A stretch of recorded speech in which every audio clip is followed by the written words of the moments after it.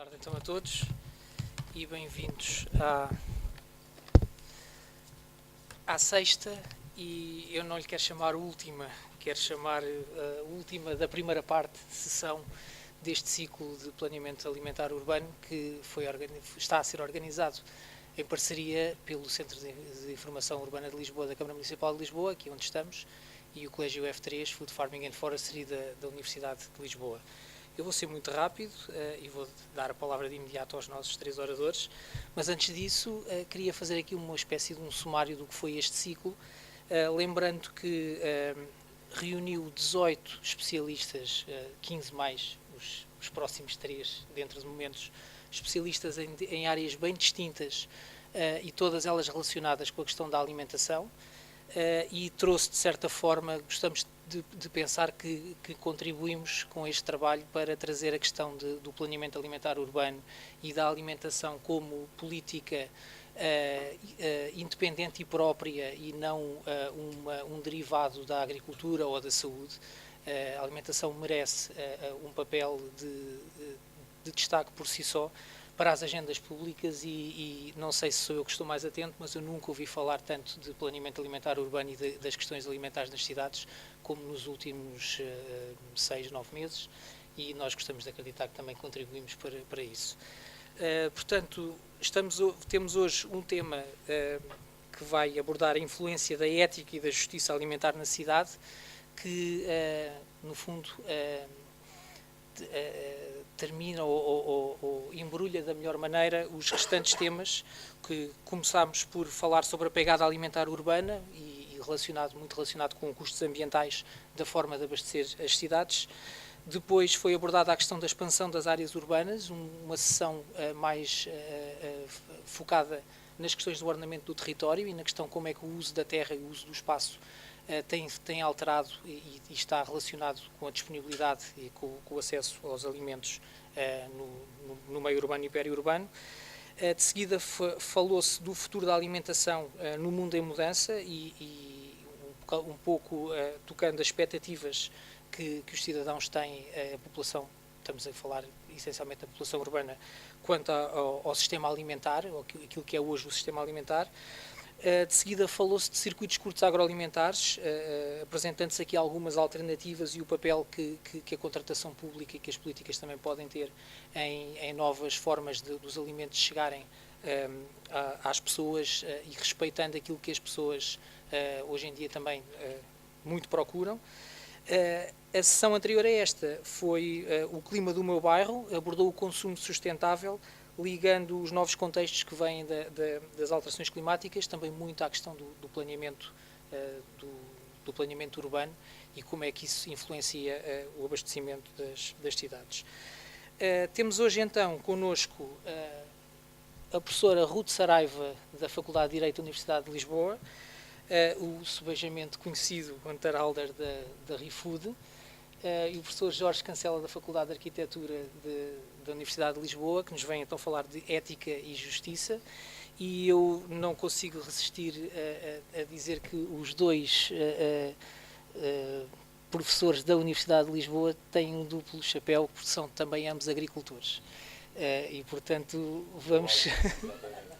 biológicos e contamos também com essa vertente na intervenção que vão fazer.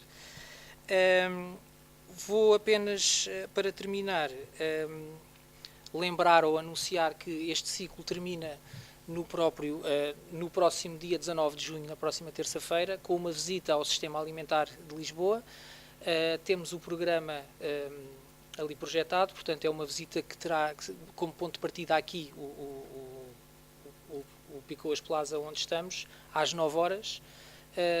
Visitaremos o mercado de Alvalade, as hortas da Associação para a Valorização Ambiental da Alta de Lisboa, o mercado abastecedor da região de Lisboa, e contamos regressar às 17h30, também aqui, e o que não está projetado e que também vos queria convidar é que no mesmo dia há uma sessão de cinema e debate na Cozinha Popular da Mouraria às 19 horas, em que vamos ver e falar um pouco e debater o filme A Festa de Babette, que apresenta visões diferentes sobre o que é o ato de comer, portanto também de certa forma tem alguma ligação ao tema de hoje e a visão dos países do norte e do sul da Europa, de como é que veem uma refeição que é mais do que o valor energético oferecido pelos alimentos, mais num lado do outro. Não vou falar sobre o filme, e portanto também estão todos convidados a inscreverem-se e poderão, quem for à visita, poderá acompanhar-nos saindo daqui do Sil para a Moraria para falarmos, para vermos este filme. E também é possível jantar na Cozinha Popular da Moraria, também para quem quiser, mas isso depois na manhã do dia 19, quem estiver poderá indicar-nos que se inscreve também para o cinema ou para o jantar, e estão todos convidados. Antes de passar a palavra à Ruth, também desafio aqui o Jorge a encerrar da melhor maneira este ciclo, até porque o grupo de bacias alimentares e ordenamento e planeamento alimentar urbano surgiu de um desafio já há algum tempo, que foi o próprio Jorge que lançou, de trazer a questão de ligar a questão da alimentação ao ordenamento do território. Portanto, terminaremos da forma como começamos, e depois deste ciclo em que se levantam aqui bastantes questões,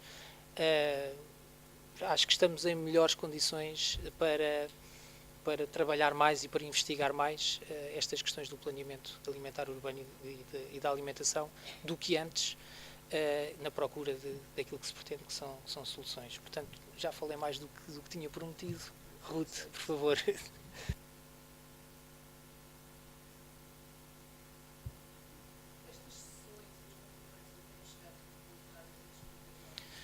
Boa pergunta, porque eu tinha-me esquecido de dizer. A sessão está a ser filmada pelo CIUL e será disponibilizada publicamente. Portanto, também depois, a seguir às 3 intervenções, teremos um período de debate. É uma boa refeição. As outras também já estão, mas além de estarem todas disponíveis no YouTube, no canal tanto do Colégio F3 da Universidade de Lisboa como da Câmara Municipal de Lisboa, durante o debate, portanto, é terem presente que isto está a ser filmado, e se alguém preferir que a sua intervenção não fique disponível, bastará dizer-nos e nós faremos essa edição no filme. Está bem? Obrigado. Obrigada, boa tarde. Obrigada, Luís. Cabe-me começar, portanto, abrir aqui os trabalhos, por assim dizer. Antes de agradecer aqui ao Colégio, queria pedir-vos desculpa de termos começado ligeiramente atrasados, mas faz um bocadinho também parte da tradição. Não é muito ético, mas efetivamente é uma das tradições académicas. Quanto ao tema de hoje, eu falei com o Jorge e resolvemos dividir isto mais ou menos de uma forma bastante simples. Eu começo um bocadinho com o que é esta noção da ética alimentar, para depois ser desenvolvida designadamente na ótica da junção com o urbanismo e com o ordenamento do território, designadamente das hortas urbanas, consumo também, e depois a questão também do desperdício, e o Hunter falará efetivamente no fim.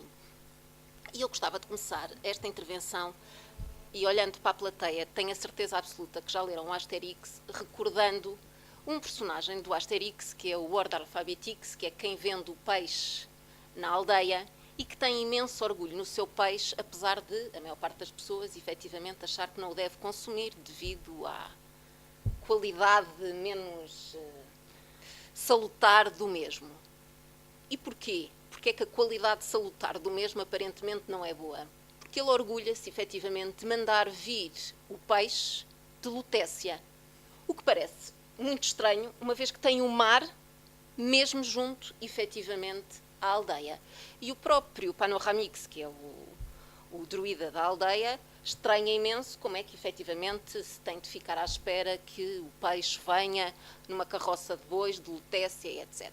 E o Ordalfabetix, lá numa das suas tiradas, explica que é uma questão ética, é uma questão de dar qualidade de produto aos seus consumidores e, portanto, não vende qualquer peixe, não vende um peixe apanhado assim no mar, vende um peixe certificado que vem de Paris, na altura Lutécia, e, portanto, a questão da ética pode ser efetivamente vista de várias perspectivas. Reparem, no caso do vendedor do peixe, quer vender um peixe de qualidade, certificado com qualidade, se calhar para o Panoramix prefere, ao contrário, um peixe que tenha a verdadeira qualidade no sentido da frescura, ter sido apanhada há pouco tempo. Também podemos ver a pegada ecológica, que é muito menor do que estar. Reparem, a Lutécia não se pesca propriamente, tirando no Sena, não é?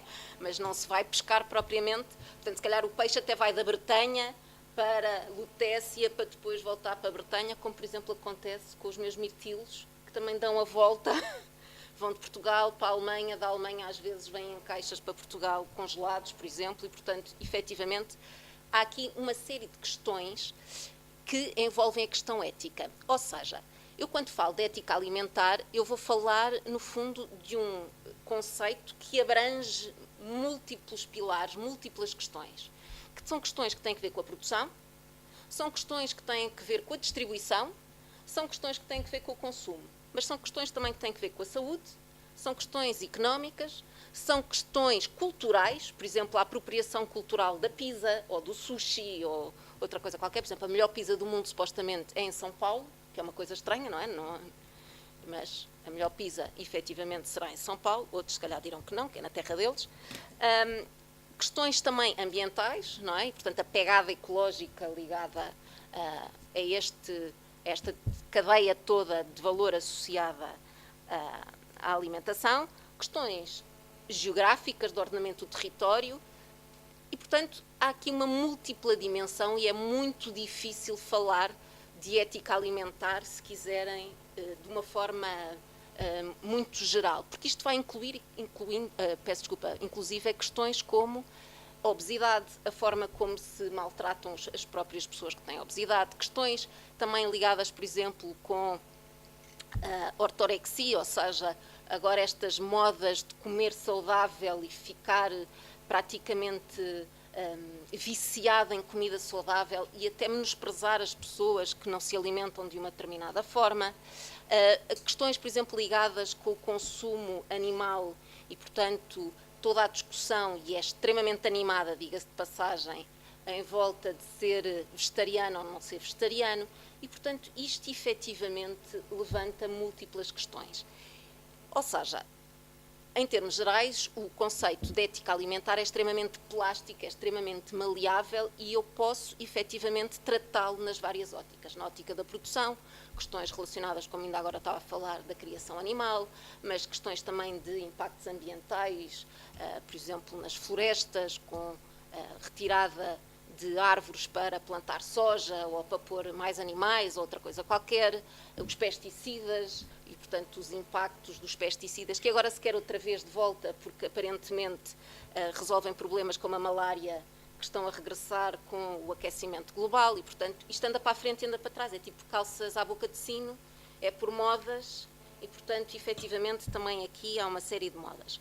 Como posso olhar para a questão da distribuição, a questão do preço, muitas vezes associada à distribuição e à pressão que há, efetivamente, em cima do preço e, como estávamos aqui a falar, questões relacionadas com o consumo, com o desperdício, mas, por exemplo, basta pensar que nós hoje temos, e a falar de consumo, desde pessoas que efetivamente não conseguem chegar a um determinado tipo de alimentos, designadamente por questões de preço, por exemplo, o biológico, que supostamente é mais ético, não chega a determinadas camadas da população porque o preço é superior e o preço, no fundo, vai ser superior porque nós vamos internalizar, nós, quando eu digo nós, é agricultores certificados biológicos, vamos internalizar todos os custos que são externalizados pela agricultura convencional e, portanto, isto vai se refletir no preço, portanto, temos problemas de competitividade e isto significa que, se calhar, uma pessoa que mora num determinado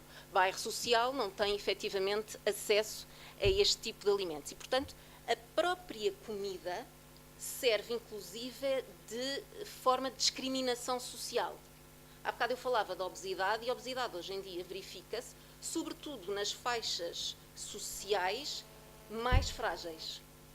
Não é junto daqueles que têm maiores rendimentos, é ao contrário, junto daqueles que têm menores rendimentos. Se vocês olharem, por exemplo, para a literatura do século XIX, lerem um Zola, por exemplo, vão ver que, em regra, os burgueses são gordos e os trabalhadores são magrinhos. Hoje em dia, inverteu-se. Efetivamente, as pessoas com maiores rendimentos comem melhor, comem comida menos processada, etc., têm acesso ao biológico. As outras pessoas, infelizmente, chegam a este tipo de alimentos que é mais rápido, em termos calóricos traz efetivamente aquilo que é suposto, mesmo que sejam calorias vazias, permite-lhes uma refeição pré-feita, poupar tempo que dá para ter mais um emprego, que dá para cuidar dos filhos se não têm tempo, etc. E, portanto, a própria alimentação hoje em dia é uma forma de discriminação social. Inclusive, e já agora, eu vou pegar neste ponto, porque depois vai permitir ligar também aqui com as hortas urbanas, e não vou falar muito mais. Há um problema que se começou a constatar nos Estados Unidos, na Europa ainda não se conseguiu tirar a prova dos 9, que é a questão dos desertos alimentares. E desertos alimentares, quer em cidades, quer no campo.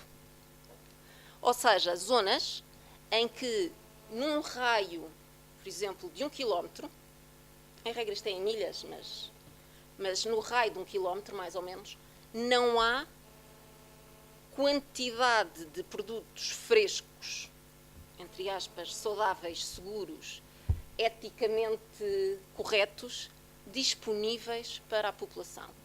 Por exemplo, nos Estados Unidos constata-se que determinados bairros onde vivem minorias só têm como supermercado, entre aspas, lojas de conveniência, sendo que estas lojas de conveniência aquilo que fornecem são os refrigerantes, refeições pré-feitas cheias de tudo e mais alguma coisa, os Zés todos e por aí fora, e, portanto, efetivamente, não há, se quiserem, metro de prateleira suficiente de comida fresca disponível para a população. E a mesma coisa vai acontecer também em zonas rurais, o que pode parecer estranho, porque a pessoa pensa a horta, etc. Mas muitas vezes podem até ter, imaginem, em zonas que só há milho, mas não há outras coisas. E, portanto, não há o acesso ao peixe, não há o acesso à carne, não há o acesso a outro tipo de legumes, a leguminosas, etc. E, portanto, mesmo no campo pode haver, efetivamente, situações de desertos alimentares e elas vêm sendo, se quiserem, diagnosticadas nos Estados Unidos já de forma bastante clara, que tem muito a ver com o ordenamento do território, tem muito que ver também com as cadeias de distribuição e com o poder de mercado que algumas cadeias de supermercados, de grandes retalhistas, etc., têm no mercado norte-americano, e isto vem desvirtuando a relação social e cultural também com a própria alimentação, com reflexos depois também a nível agrícola. E, portanto, isto para dizer o quê? E passando depois a palavra ali ao Jorge. Ponto 1. Ética alimentar, dá para falarmos aqui de imensos assuntos, é impossível hoje tocarmos neles todos, vamos tocar aqui em alguns aspectos. Segunda questão, ainda hoje não há propriamente, se quiserem, um consenso sobre aquilo que é um alimento eticamente correto, porque precisa de preencher vários parâmetros e as escolhas quanto aos parâmetros vão variando de organização para organização, sobretudo não governamentais. As governamentais ainda não se acertaram sequer quanto a grandes princípios, mas vão desde questões de saúde, a questões de pegada ecológica, questões ligadas com preço, etc. E a verdade é que, ponto 1, mudar o paradigma é difícil e lento, como aliás toda a mudança do paradigma alimentar é difícil e lenta. Em segundo lugar, é preciso também ter em conta que eu, se calhar, dificilmente vou ter tudo. Até porque, por exemplo, eu até posso ter o chocolate que é eticamente correto porque vem do comércio justo, mas reparem, não há cacau em Portugal. Portanto, a pegada ecológica do cacau para cá chegar é grande. Portanto, eu se calhar vou conseguir ter de um lado a parte do respeito pelo produtor, a parte se calhar relacionada com o preço, etc., mas se calhar não consigo com a pegada ecológica, não consigo em termos de saúde, então se o chocolate tiver leite ou outra coisa qualquer, porque tem gordura, tem isto, tem aquilo, faz mal, aliás, é pecado, não é? O chocolate é pecado, e depois, por acaso, o chocolate era um bom filme também para se ver. Tens também alguma chocolate? Não, mas era bom, não era? Era bom. Tanto em chocolate. E, portanto, há aqui vários aspectos éticos que efetivamente iriam falhar. Iria falhar a questão da pegada, iria falhar a questão da saúde e até que ponto nós somos capazes de abdicar do chocolate.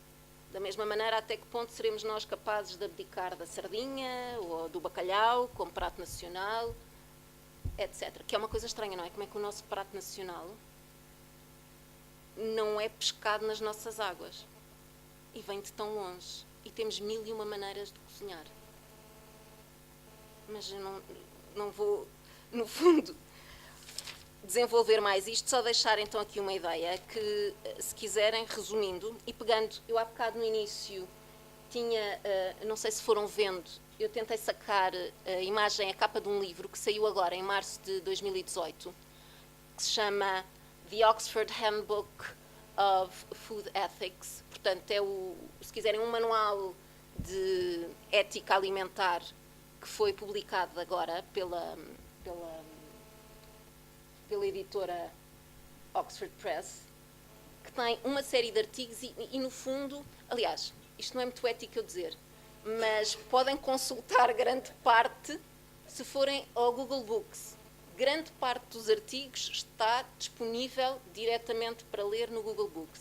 E têm desde questões relacionadas com os animais e a questão de ser vegetariano ou não, questões ligadas à obesidade, etc., a questões ambientais, por aí fora, e, portanto, têm, por temas, efetivamente, vários aspectos da ética alimentar tratada e pode ser uma forma, no fundo, resumindo, de tentar passar de uma lógica de value for money para values for money.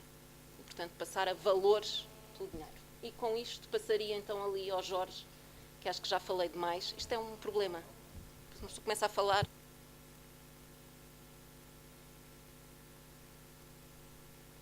Bom, então, boa tarde a todos. Liguei o micro, mas não sei se é necessário, de qualquer forma vou manter. E na sequência do que a Ruth estava a dizer, na verdade, julgo eu para todos nós, pelo menos grande parte de nós europeus ou de países envolvidos, hoje em dia a questão da ética, felizmente, é uma questão de escolha, não é? Já não precisamos de determinados contextos, podemos escolher determinados contextos porque eles alinham-se mais com a nossa forma de viver. E, portanto, isto é um bem societário que muitas vezes, obviamente, não nos damos conta, ou damos conta, depende muito, mas a questão é essa, é como é que nós refletimos, nomeadamente, as nossas escolhas, a nossa forma de viver.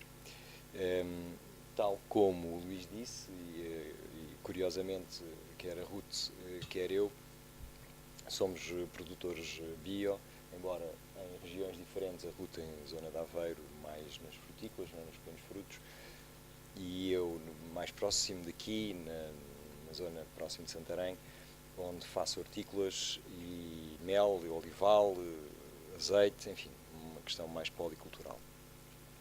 E uma coisa que eu comecei a chamar há uns tempos para cá, mais agricultura de paisagem do que agricultura biológica. Eu também sou arquiteto paisagista, portanto, pode ser natural esse entendimento, e portanto essa é um bocadinho a minha ética.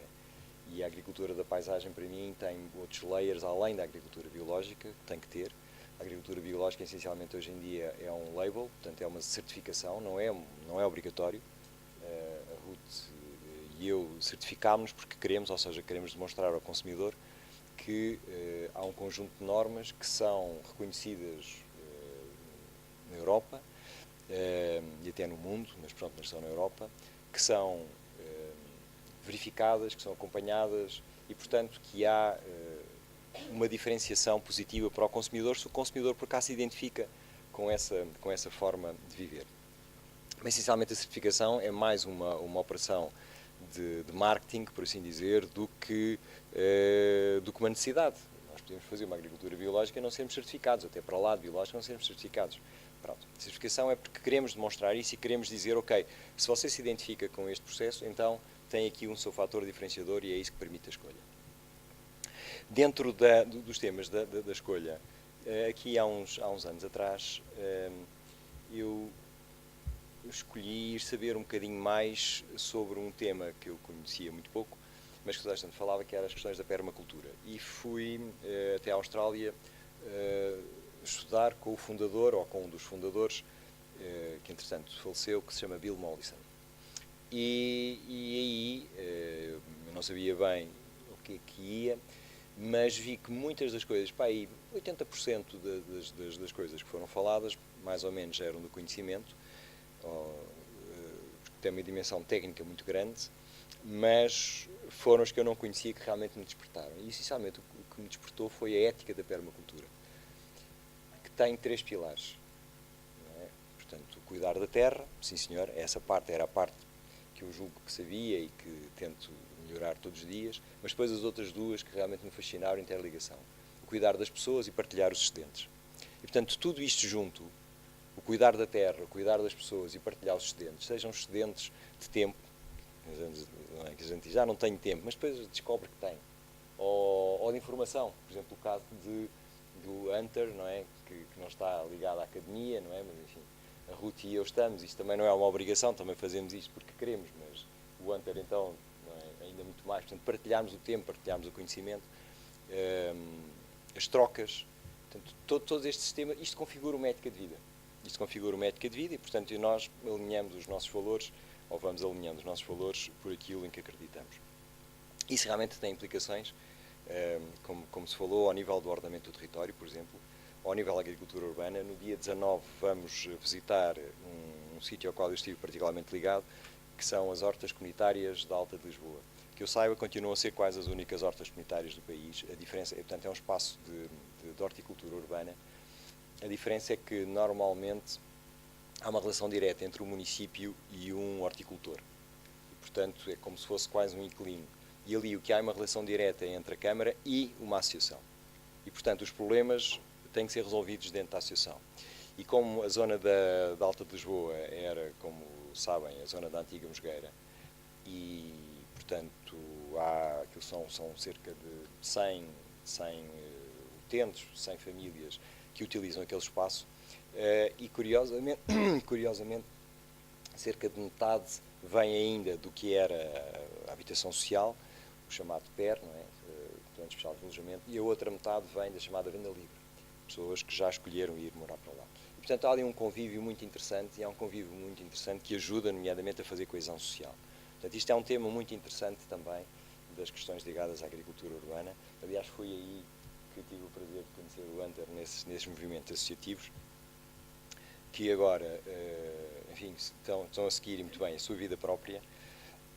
E essa questão da partilha levou-me depois aqui a um outro caminho que eu hoje vou também partilhar um pouco convosco. Se eu conseguir chegar cá abaixo.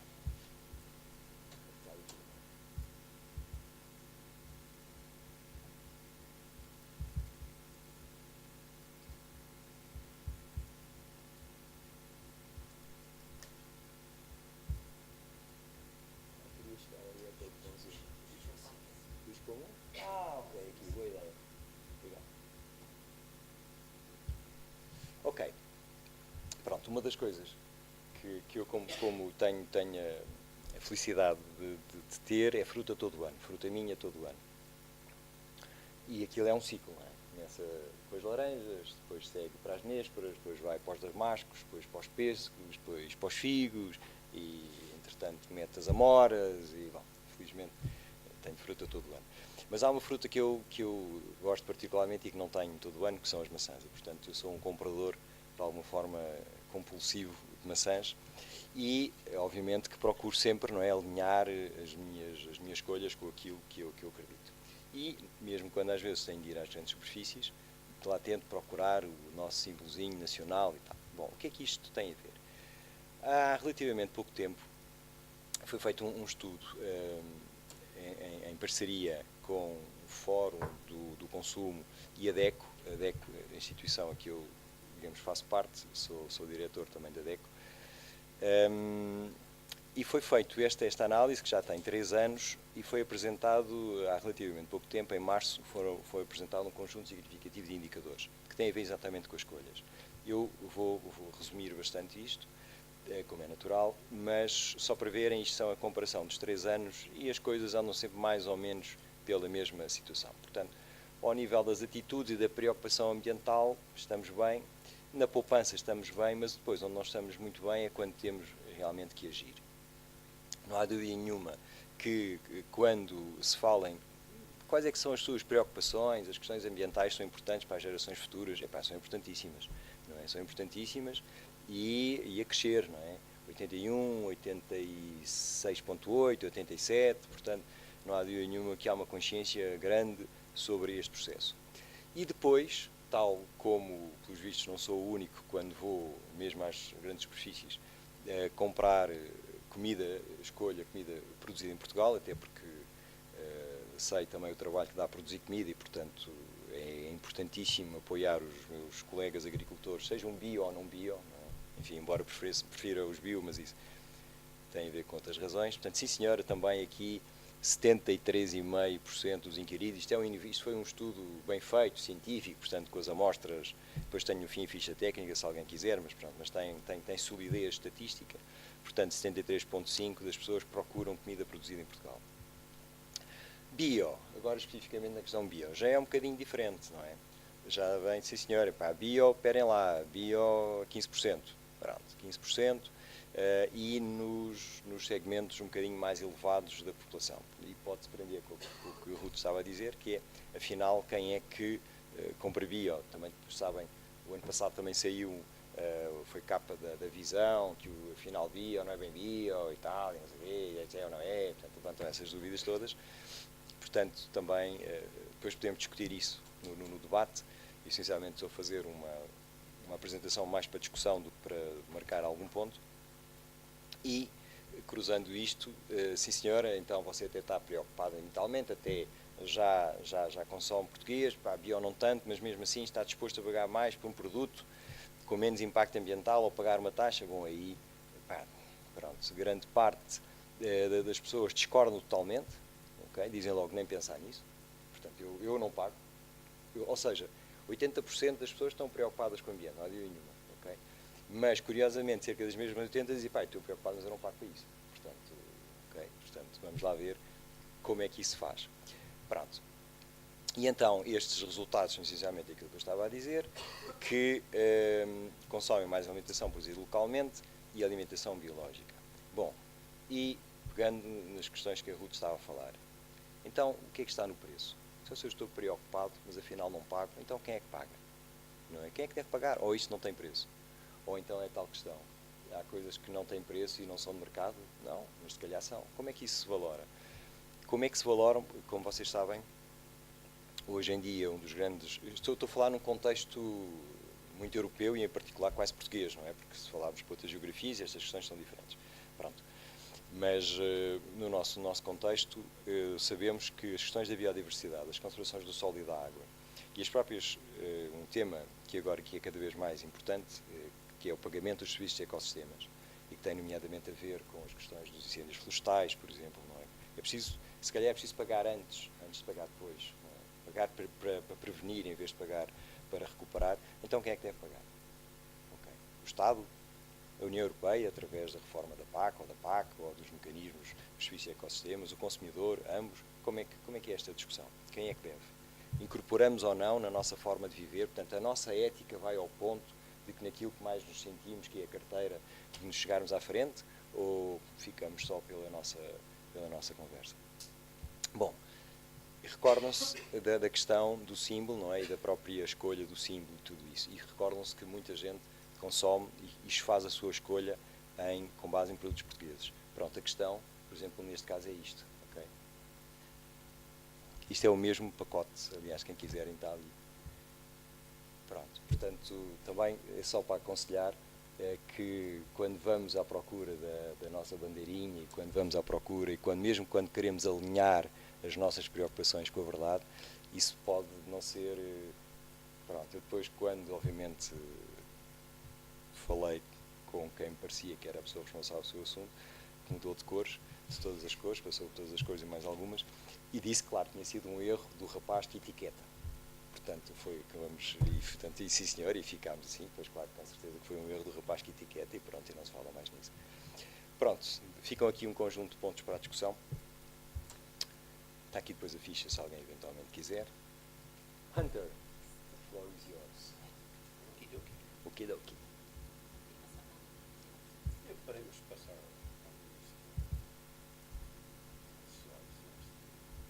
Agora já sei fazer.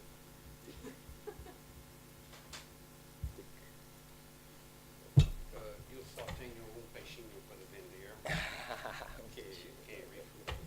Não sei bem falar em outros assuntos e também falo mal a língua portuguesa. Vocês vão ter que aguentar. Talvez há clarificações. Desculpa. Stereo. That's too much. E este também se usa este. Este também. Dá? Oh, isto dá para avançar? Eu acho que dá. Isto ajuda. Well, em Refood, nosso trabalho é dois grandes campos, que é em prol do nosso ambiente, para deixar a ter tanta comida indo às terras, em vez de nas mãos de pessoas que precisam, e outra é social para as pessoas que precisam de comida ter. Então, são as duas grandes vertentes.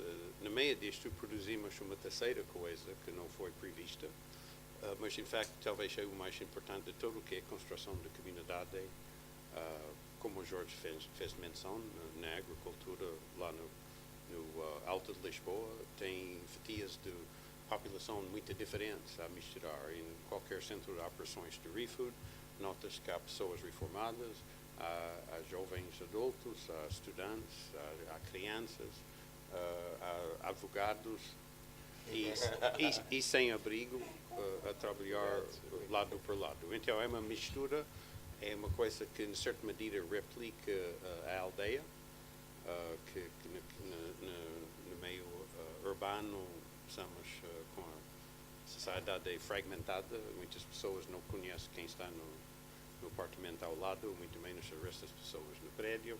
Na aldeia todos conhecem todos. Então recriamos alguma desta comunidade que eu acho que é muito importante.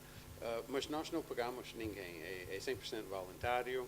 Então para convidar pessoas a trabalhar em Refood, eu acho que temos o dever a explicar o porquê. Então, a primeira parte desta apresentação.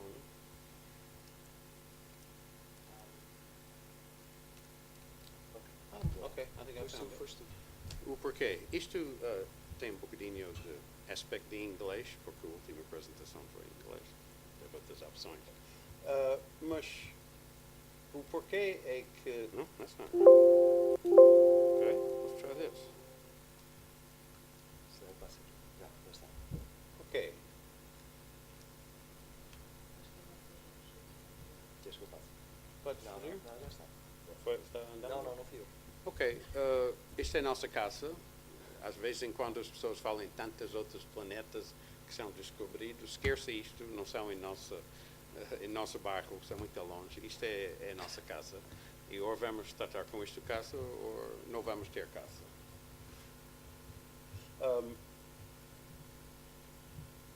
Algumas más notícias: uma terceira parte de toda a comida produzida vai para o lixo. No mesmo tempo, uma oitava parte da humanidade não tem a comida que precisa. Agora, podemos olhar para estes factos e dizer que isto é um problema, ou até isto é uma vergonha. Mas o facto é que eu acho que isto é uma terceira coisa, além de seja um problema e além de seja uma vergonha. Eu acho que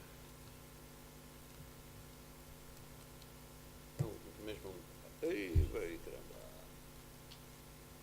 Okay, I do not know what I'm doing. Yeah, go back, back. Back.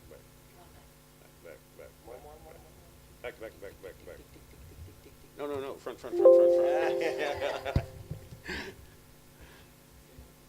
Well, we just saw it, that's okay, we saw the whole thing. Okay. Why Okay. ReFood? I can't do anything with this, so just go forward one time. Okay. Oh, I can change. And one more time. I'm glad. So. Ok, one more time. Ok, em fact, eu acho que isto tem sido visto como uma oportunidade, porque o facto é que temos comida em nossas mãos, já está produzida. Em vez de deitar fora, vamos encaminhar para quem precisa.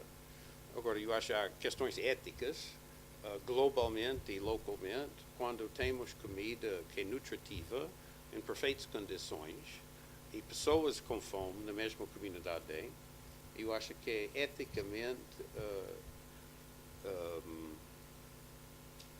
impossível a deitar isto comida no lixo em vez de dar para quem precisa. E basicamente isto é a razão para fazer ReFood, para avançar isto. Crescemos um bocadinho para avançar isto. Vamos andar bastante rápido. Ok. Há três coisas que são verdade em todas as comunidades do mundo. É que há comida excedentária. Temos comida em excesso. Perde o seu valor comercial. No pastelaria, às 20 horas, quando fecha a pastelaria, 1 minuto antes 20, vende o preço do mercado. 1 minuto depois, 20 horas é lixo. Mas nutritivamente, não perder o seu valor. Mesma coisa no campo, a maçã que é pequeno demais, não tem valor comercial, que ninguém vai vender, mas nutritivamente está em perfeitas condições. E em distribuição é exatamente igual. As coisas perdem o seu valor comercial e passam a ser lixo. Há razões económicas para isto. O negócio de comida é para ganhar. E quando perde o seu valor comercial, para a pessoa que está interessada unicamente em ganhar lucro, então é lixo. Em fact, eu acho que o sistema atual não é o mais ético. Acho que pode fazer até uma routine de comédia stand-up chamada Business Ethics. Existe? Mas, em realidade, se esperamos para empresas ajustar a sua ética, ficamos à espera até o fim do mundo. É os cidadãos que têm o poder e a obrigação a impor a ética humana neste sistema e cada um pode fazer o parte possível. Nós identificamos a possibilidade de resgatar comida, porque isto é excedente que existe em todas as comunidades. Ao lado da necessidade, que também existe em todas as comunidades, descobrimos que há também pessoas de boa vontade que oferecem 2 horas uma vez por semana para acabar tanto com desperdício alimentar e como fome em sua comunidade. Então, este é o formulário de ReFood. E passamos para frente. Isto é blá blá blá. Este gajo, não? Começa pequeno, com um gordo numa bicicleta. Depois de 30 dias, já foram 30 voluntários envolvidos. E hoje em dia são 7 mil. Ele está mais magro. Espero que sim. Agora, não, é bloqueado. É importante ter uma coisa aqui. Mas, em facto, é uma coisa contagiante, as pessoas querem fazer, é muito bom. E passamos para frente. Como funciona nosso trabalho? O problema é global e local. Comida em perfeitas condições ainda há lixo é no todo o mundo e também em nossa comunidade. Mas não há soluções globais, soluções são todas locais. Então, a nossa solução funciona de maneira bastante simples, são 4 momentos. O primeiro momento é o momento do resgate, para avançar. Seguida pelo momento do transporte, porque resgatamos na cozinha do nosso parceiro. Depois, preparação e, finalmente, distribuição. O transporte pode ser feito em bicicleta, pode ser feito a pé, pode ser feito em carro. Depois, impactamento é feito no centro de operações, passa mais uma para frente. E aqui temos nosso parceiro ASAI, que é uma grande ajuda. Muitas pessoas riem quando eu falo em ASAI. ASAI é mesmo um excelente parceiro, são facilitadores deste trabalho, não são o mão da fita, são mesmo facilitadores. Eles dizem-me que diz isto, ou não estou a brincar, são realmente bons parceiros. E depois, finalmente, para avançar mais uma vez, para o momento da distribuição. Então, ReFood é uma coisa muito simples, é isto que fazemos e passamos para frente. Isto é neste gajo, não? E mais uma para frente. Agora, é importante dizer que isto é feito pelos voluntários, mas é essencial em parceria com câmaras, juntas, o governo, neste caso o governo português, com um presidente, neste caso o Marcelo, que é nosso parceiro. Claro que ele é parceiro de todas as outras também, não é? Não é só nós. Mas o Papa não. E o Papa, que é nosso parceiro, não sabe se ele sabe ou não, mas ele é nosso parceiro. E até tenho prova disto. Avança. Okay. E mais uma. Agora, isto é o essencial do que é que fazemos. O ReFood acaba com desperdício alimentar a respeitar boa comida em tempo real. Quando perdia o seu valor comercial, mas ainda tem o valor nutricional. Isto, ação diária, providenciar uma fonte interminável de comida sem custos e disponível diariamente. Agora, isto é uma coisa incrível. E encontramos isto cada vez que fazemos recolha. Uma equipa de ReFood vai para 10 restaurantes, passa para o restaurante, receber comida. Passa para o restaurante, receber comida. Passa para o restaurante, receber comida. Volta uma semana depois, porque nossas participações são semanais, mas no próximo dia vem outra pessoa a receber também comida deste restaurante. O ponto é que nunca acaba. É perpétua. A comida em perfeitas condições, sem custos, está sempre lá. Basta ir lá e buscar. É uma coisa incrível, que eu já fiz N recolhas, mas cada vez eu penso que isto é incrível. É incrível que está sempre aqui. E tem que ser maluco para não fazer. E passamos para frente. Isto é uma recolha em um parceiro, e forem 3 viaturas deste tamanho, cheio de comida, centro comercial, não, centro BBC, CCB. Centro Comercial de Belém. Centro Comercial Cultural de Belém. Não é fácil, está a saber as coisas estrangeiras, é contagioso. Exatamente. Centro Mas Cultural de Belém. teve alguma festa, talvez estava à espera de 2.000 pessoas e vem 500.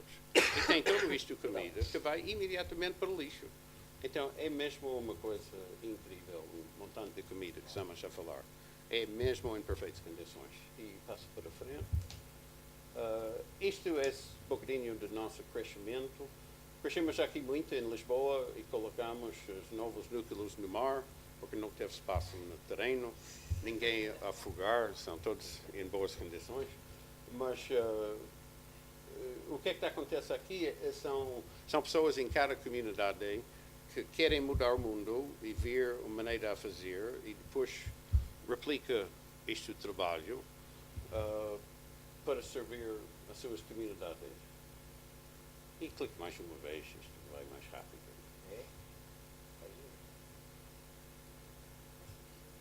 Clique à vontade. Okay. Agora, talvez olharmos para o impacto social e ambiental deste último ano. Atualmente são 45 comunidades, mais 14 como são. 7.000 voluntários, 6.000 e tal beneficiários, 1.600 fontes de alimentos, 120.000 refeições por mês, e isto no ano de, clique mais uma vez, no ano de 2017, foram 1.700.000 refeições respeitadas, que traduzem 864 toneladas de biorresíduo que não vai poluir nosso ambiente. Então, é isto que o ReFood faz. Talvez clique mais uma vez. Reunião Nacional. Pimba, passa a palavra. Muito bem. Talvez só faz o ponto básico, que vamos tratar com comida de maneira ética. Acho que a primeira coisa que temos de fazer é deixar a deita fora boa comida e dar para alguém que precisa. Não tem que ser entregado a ReFood, pode ser entregado ao vizinho. Fazemos lasanha a mais, comemos lasanha no próximo dia, não queria mais lasanha, dá para parentes ou para outras pessoas, ou entrega de uma centro de ReFood. Mas temos que mudar a percepção do que é comida. Comida não é uma commodidade para vender, é a essência da vida. E as nossas avós sabiam que a comida era precioso e para deitar fora a comida era um pecado. E nós, com o consumerismo, e eu culpava os americanos para isto, pessoalmente, mas temos que reclamar isto, o valor da comida é uma coisa preciosa e tem sido tratada assim. E eticamente ficamos melhor alinhados. Okay?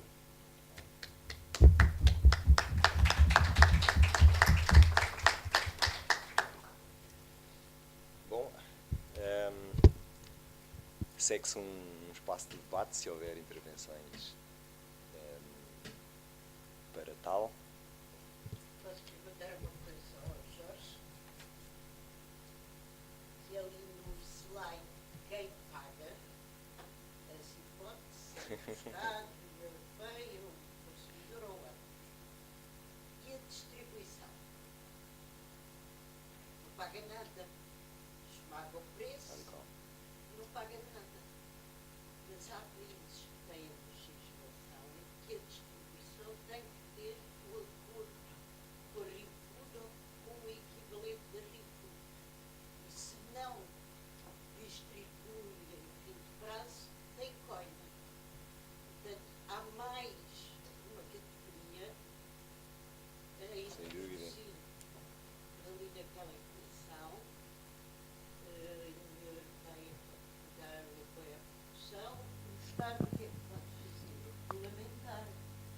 E este aspecto de introduzir a coima, se os produtos não forem entregues a um parceiro obrigatório daquela grande superfície, daquele supermercado, tem que ter o seu parceiro obrigatório, um ou dois, para fazer a distribuição no tempo de vida do produto ou do produto por ajustada. E são pormenores a definir.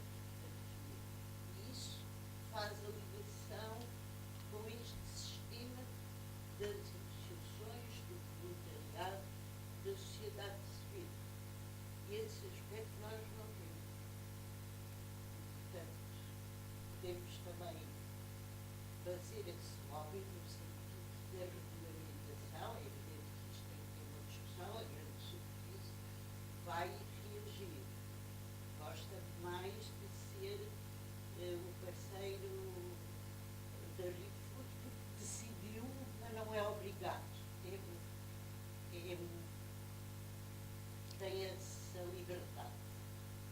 Mas pode ter uma componente regulamentada e parceria. E se calhar permitir também a essas associações utilizarem menos plásticos. É que o plástico aí não casa. Pois, nós Não estamos casa. tomando medidas acerca do plástico, mas o seu ponto é muito bem feito, porque uma coisa é a boa vontade dos grandes distribuidores e outra coisa é regulamentos do Estado. Primeiro, eu gostaria de perguntar se há alguém aqui que representar uma cadeia de distribuição do continente, por Jerónimo Martins, Lidl, porque vai depender o que é que eu disse. O problema é que tem ali também uma câmara. Depois fica, exato. Então, eu acho que em termos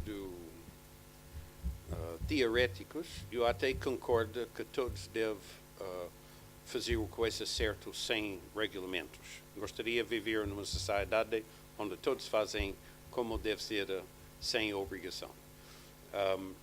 E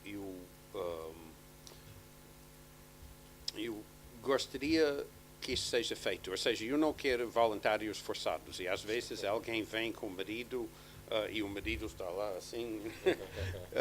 Não queremos voluntários forçados, nem beneficiários, nem parceiros forçados. Isto é o ideal. Agora, eu acho que todos os grandes distribuidores têm consciência da importância de sua imagem e querem ser todos vistos, ou seja, no lado certo do desperdício e ajuda a quem precisa. Mas acho que isto não é os únicos esforços. Imaginar numa direção, qualquer direção de uma grande distribuidor, vai haver vozes que dizem que temos que estar no lado direito deste assunto. E vai haver outras que dizem, mas o que é que acontece se alguém fica doente? E isto vai afetar nosso negócio. Depois o departamento jurídico e qualidade. Então há muitas vozes. E eu acho que o mais provável é que a implementação de uma política certa não seria 100%. Porque basicamente do medo. Há medo em empresas de refeitórios, que gerir muitos refeitórios, e conduz as suas decisões não baseado nas regras da ASAI, que são muito simples e não impede a doação de comida, mas o medo é um fator e não sei se é necessário legislação para ultrapassar este fator do medo. Mas isto é o problema é isto, maximizar os lucros e minimizar os riscos. E se está visto como qualquer risco, então não querem fazer. E cada um tem políticas diferentes. E que já fizemos audição lá no Assembleia da República, várias entidades, já ouvi o que é que podemos dizer, sempre dizemos a mesma coisa, não vimos muita coisa a mudar. Mas em geral há movimento. O ano de 2016 foi declarado de ano contra o desperdício alimentar pela Assembleia da República e também no Comissão Municipal em combate ao desperdício alimentar, que é a única que eu conheço aqui em Lisboa. Estas são coisas muito positivas e muda algumas consciências e fazem coisas boas. Mas em termos práticas, as sugestões que nós fazemos não estão a vir implementadas. Só vou dar um exemplo. Há muitos contratos de refeitórios feitos no nível do Estado, por escolas ou para refeitórios do ministérios. Há muitos desses refeitórios. Sem mudar qualquer lei, se elas colocam nas obrigações, nas candidaturas para os contratos, simplesmente dizer que tens de ter um plano para escorrer a comida sanitária para associações locais. Para ganhar o contrato tens de fazer isto, muda a indústria um dia para o outro. Mas eu não vi isto feito e não sei porquê. Não sei se eu respondo à pergunta. Acho muito bem. A sensação que eu também tenho, quer dizer, a distribuição nunca paga. Não é? A distribuição depois ou faz repercutir os preços no consumidor ou faz baixar ao produtor. Portanto, o distribuidor, grande parte das vezes, como tem esta capacidade, não é, de baixar preços na compra e aumentar, ou diluir, ou atrair, ou outra coisa qualquer, a distribuição realmente é uma consequência, por acaso é curioso, não é? Porque é uma consequência do fenómeno urbano, sem dúvida nenhuma. É a concentração, é o negócio do preço, é o negócio da disponibilidade, é o negócio da facilidade, da diversidade dos produtos, não é? Da constância dos produtos, não é? É uma coisa importante. Nós sabemos que se formos ao supermercado, por exemplo, é como o caso das maçãs, não é? E muitas vezes, é das poucas coisas que às vezes vou aos supermercados, é porque mesmo os meus amigos bio, não é? Também só tem maçãs quando eu tenho, não é? E se eu quero maçãs fora, tenho que ir a uma grande superfície, não é? Porque tem capacidade. E depois aí há aquelas questões também, não é? Como está. Mas a distribuição realmente é um tema fascinante da sociedade contemporânea. Porque consegue manipular, manipular não no mau sentido, manipular no sentido, não é? Normal, provavelmente comercial e até jurídico do termo, consegue manipular a cadeia. Agora, por exemplo, a situação da própria distribuição poder introduzir, eles têm vindo a fazer, mas não tanto, com os clubes dos produtores, tudo isso, mas de alguma forma eu tenho uma experiência pessoal que vale o que vale, muito pouco. Mas, por exemplo, que é nos supermercados mais fora de Lisboa, principalmente na zona onde eu moro, próximo de Santarém, que é chegar e perguntar com ar inocente: desculpa lá, mas não tem o produto ali daquele produtor? Ou eu, não, mas nunca ouvi falar, mas é e tal e tal. E muitas vezes depois entram em contacto com o produtor, só que depois o produtor não tem escala, ou não tem preço, ou não tem capacidade de colocar na distribuição. Mas a distribuição depois também, para fazer algum negócio, exige uma quantidade significativa. Portanto, claramente a distribuição está apontada para grandes produções. E, obviamente, ao estar apontada para grandes produções, está apontada para grandes produtores. E isso tem vindo, por exemplo, a transformar muitas dimensões da própria paisagem, muitas dimensões do próprio sistema produtivo, porque um produtor, quando está esmagado pelos preços, ou se associa, ou se torna grande por ele próprio, não é? E vai comprando, e vai simplificando, e vai tendo cada vez mais uma atitude, eu diria, de maior produtividade. Há 2 anos atrás, não este ano, mas o ano passado, o tema da Feira Nacional da Agricultura em Santarém era: o futuro é intensivo e sustentável. E eu acho que isto é uma contradição nos termos. Não estou a ver como é que isto vai conseguir fazer. Sou franco, porque toda a indústria, ou digamos, todo o processo intensivo que eu conheço não é sustentável. Todo. Quer dizer, isto é uma questão que podemos discutir e provavelmente, mas eu não conheço, porque nas várias dimensões da sustentabilidade, talvez, se for só sustentabilidade económica, acredito. Eu acho que é isto. Agora, nós sabemos que a sustentabilidade não é isso, não é?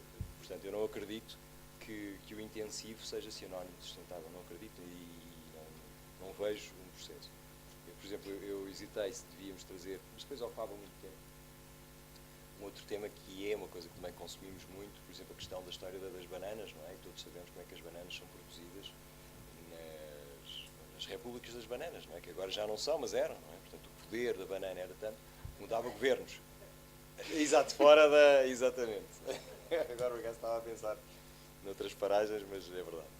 E como a banana foi, nos princípios do século XX, não é, introduzida como um alimento miraculoso, não é? E era. E o que é que isso levou a um crescimento enorme, e o que é que hoje em dia é a indústria da produção da banana, dominada por 2 empresas no mundo. Pronto. Sim. E o kiwi? Pois eu o abacate não conheço bem. Sei que agora há uma expansão muito grande do abacate, principalmente cá no. Pois. Sim, pois não sabia.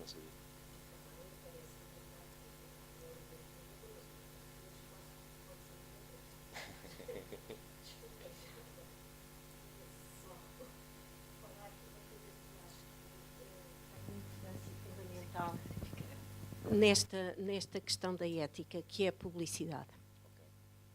E a publicidade é provavelmente um dos maiores problemas para depois o resto da maneira como as pessoas se alimentam. Também queria dar só a minha opinião sobre a questão do desperdício. Claro que a questão das distribuidoras, claro que tudo isso é importante, mas penso que muito importante é que com as associações, com movimentos deste género, tudo aquilo que possa fazer com que cada um individualmente passe a ter uma atitude diferente, não só do ponto de vista de consumidor das suas próprias escolhas, e o exemplo ali da embalagem que tem um selo e que depois...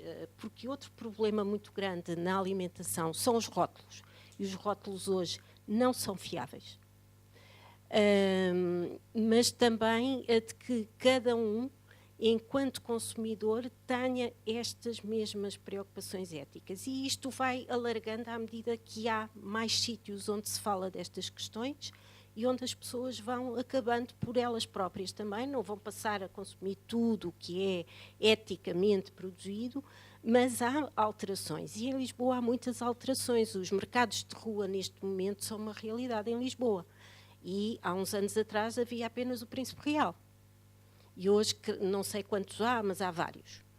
E é evidente que ir comprar a um produtor, mesmo que não tenha o selo biológico, é sempre diferente. E é a possibilidade desses produtores continuarem a existir e de não serem esmagados pelas grandes superfícies, por exemplo. E se as pessoas começarem a fazer estas alterações, provavelmente os distribuidores também terão que mudar as suas estratégias, porque vão perdendo alguns dos seus clientes habituais. Temos sempre que pensar que, apesar de tudo, a questão monetária é muito forte e não podemos, provavelmente, estar à espera que pessoas que têm rendimentos muito baixos possam não ir comprar o frango que custa escandalosamente 1,5 €, porque, obviamente, que é um escândalo, mas a verdade é que as pessoas é a única maneira de comerem proteína. Como é que nós fazemos isto? Não podemos dizer que vão comprar um frango biológico, porque não pode ser. E, portanto, acho que temos que começar a encontrar algum equilíbrio nisto, mas uma delas é este tipo de colóquios, de iniciativas que vão fazendo essas alterações de comportamentos. Obrigada. Já agora, se me permite, eu tocou aí numa questão que eu tinha para falar e depois não falei porque achei que o papel de advogada do diabo podia fazer no fim, já que me chamaram advogada, que não sou, não me confundam. Não é o diabo. Exato, o meu cliente não é o diabo, mas podia ser. Mas, desde que pagasse... Exato. Mas a questão aqui é, será que a questão ética, designadamente alimentar, não é uma questão dos ricos? Ou seja, será que um pobre pode-se dar ao luxo de ser ético? Mas, se a ética cobre tanta coisa, que vai desde a pegada ecológica, a questão do trabalho potencialmente escravo ou não, que está por trás, questões relacionadas com a saúde, questões relacionadas com aditivos e processamento do alimento, questões com desperdício, questões, etc. Não é? Portanto, isto é infindável em termos de qualificativos éticos. Isto, se calhar, é como a questão ambiental. Na questão ambiental, por exemplo, há uma curva. Os economistas, eu costumo brincar e dizer que a economia é uma ciência super sexy, porque está sempre cheia de curvas. E tem curvas para tudo, e inclusivamente há uma curva, que é a curva de Kuznets ambiental, que relaciona o crescimento económico com o crescimento da poluição. E, basicamente, a curva tem a forma de um invertido. Ou seja, crescimento económico significa, numa primeira fase, crescimento da poluição e depois, a partir de um determinado ponto, há uma inversão e essa poluição diminui. Porquê? Porque as pessoas passam a ter, efetivamente, outras preocupações que não são as de suprir as necessidades primárias que têm. E, portanto, começa efetivamente a importar se moram num sítio um bocadinho mais limpo ou menos limpo, se têm uma paisagem mais bonita ou menos bonita. E a mesma coisa com a ética. Se calhar eu preocupo-me com a origem do alimento, ou se tem pesticida, ou se não tem, ou se tem 50 vietnamitas dentro de um contentor para apanhar fruta vermelha, etc., não é? Depois de ter uma conta com um determinado montante de dinheiro, porque até lá é o frango a 1 € e tal, e é se for o frango. E não temos alternativa. Com outra questão que é, por exemplo, estes impostos para supostamente tornar a comida mais ética, não é? E, portanto, tem um imposto sobre o açúcar, um imposto sobre a gordura, o imposto sobre o sal, o imposto sobre não sei o quê. Na maior parte dos casos são impostos regressivos, no sentido em que vão, no fundo, tributar os alimentos que são mais consumidos pelas populações mais carenciadas, o que significa que para elas é muito mais caro estar a consumir aquele tipo de alimentos, depois também não têm disponibilidade económica para consumir outro, e no fim estão a pagar mais do que aqueles que têm maiores rendimentos e que não consomem aqueles bens. Portanto, isto é... Sim. E a publicidade, há bocado estava a falar aqui com a Catarina, quando estava a estudar esta questão da ética alimentar, encontrei um termo que cientificamente já está cunhado desde a década de 90, que é porn food, portanto, comida pornográfica, que tem no fundo que ver com o excesso e os excessos calóricos. E há um estudo que relaciona as fotografias que se vê, porque depois há fotógrafos especializados em porn food, portanto, um cachorro quente gigantesco com um desperdício alimentar brutal, não é? Porque está lá tudo, desde a cebola, portanto, uma coisa gigantesca, batata frita por tudo quanto é lado. A simples visualização da imagem leva a um aumento do consumo alimentar. Tudo isto está estudado. As cores, etc. Por exemplo, exatamente. Por exemplo, a União Europeia está muito preocupada em tentar resolver alguns dos problemas que há bocado falava, que é os rótulos não estarem, por exemplo, a dizer que é light ou dizer que é outra coisa qualquer e não são. Já há uma regulamentação quanto ao texto. O problema é que nós não vivemos só pelo texto. Por exemplo, se é azulinho, aí é light de certeza, a batata frita é light. Se é verdinha, é ecológica, mesmo que não tenha nada de ecológico. Por exemplo, não sei se já repararam, até há batatas fritas que têm um coração desenhado. E, portanto, uma pessoa associa aquilo a fazer bem ao coração. E, portanto, as imagens, as cores, os cheiros, etc., não estão ainda regulamentados sequer. E a indústria aquilo que vai fazendo é, cada vez que eu regulamento, e isto pegando aqui nas palavras da professora também, cada vez que eu arranjo uma solução, a indústria é esperta o suficiente para conseguir a seguir arranjar um outro caminho.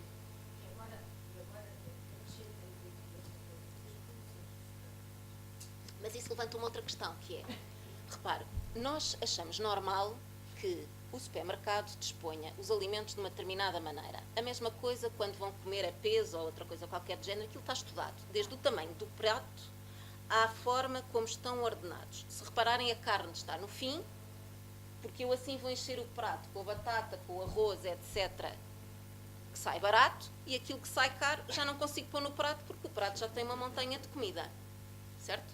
Se forem comprar gelado a peso, a mesma coisa, o passo é enorme. Portanto, os privados utilizam aquilo que são chamados nudges e uma série de instrumentos comportamentais, estudados pela psicologia cognitiva, pela psicologia social, etc., para nos levar a consumir determinado tipo de produto. Mas, nós, quando pensamos o que é que o Estado pode fazer, e designadamente, se o Estado pode utilizar as mesmas armas para corrigir os nossos comportamentos, se lerem a literatura portuguesa, quase não há nada. Mas se forem para os norte-americanos, para os britânicos, até para os suíços, alto lá, paternalismo do Estado é que não. Portanto, os privados podem usar, mas eticamente, a maior parte da doutrina vem dizer que é reprovável o Estado ser paternalista. Ou seja, dizer-nos como é que nós devemos consumir, ou o que é que não devemos consumir, ou como é que devemos produzir ou não devemos produzir, etc, etc, etc. Porque achamos que é estar a entrar na nossa intimidade, decidir por nós sem saber.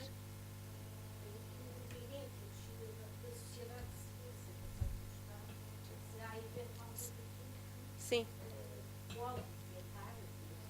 Aliás, as normas sociais são um exemplo de sucesso, porque boa parte do sucesso da ReFood deve-se exatamente a esta replicação das várias comunidades.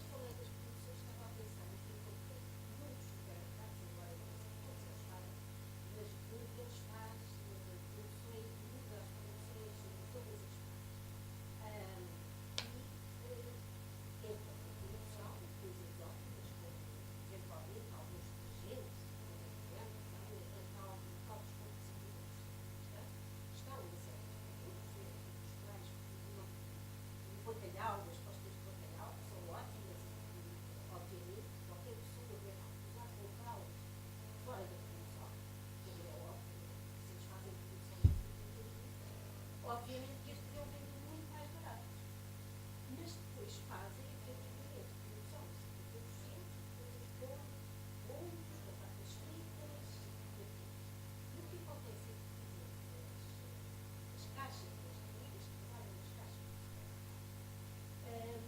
obviamente têm um mercado mínimo de dificuldades.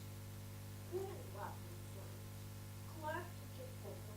Compram os quatro, quatro, e por aí fora. Portanto, vão gastar dinheiro numa coisa que efetivamente nunca queriam comprar. Mas a ideia que elas têm é que se aquilo tem produção, é um ótimo para É uma oportunidade. Mas isso é a forma como é enquadrada a ideia. E não, exatamente. E, portanto, e todas as pessoas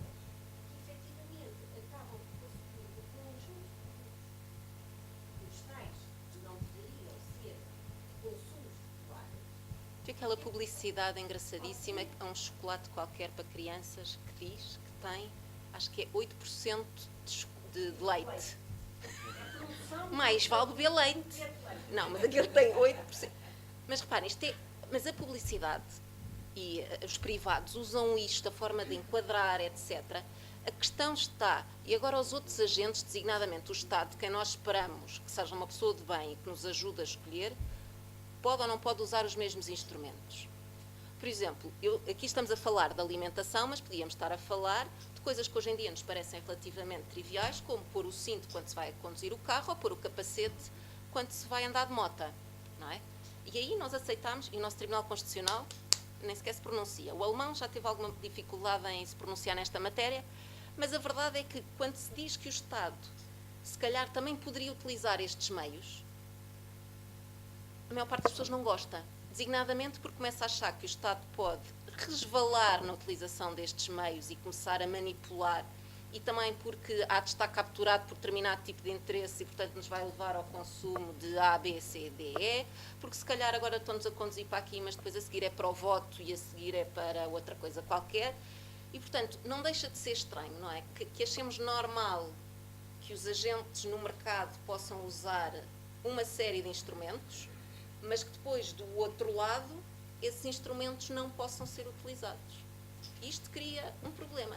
Por exemplo, uma das coisas que eu não percebo, e agora pegando aqui na conversa do desperdício, é que em termos de incentivos económicos não faz sentido nenhum desperdício.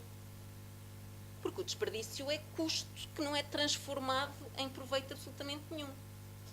Por exemplo, a minha irmã trabalha no IPO do Porto e ela contava que uma das razões para haver desperdício nas cozinhas do IPO, quando não tinha contrato com uma empresa de catering, era porque as cozinheiras, efetivamente, encomendavam comida a mais, que é para seguir poderem, com o desperdício,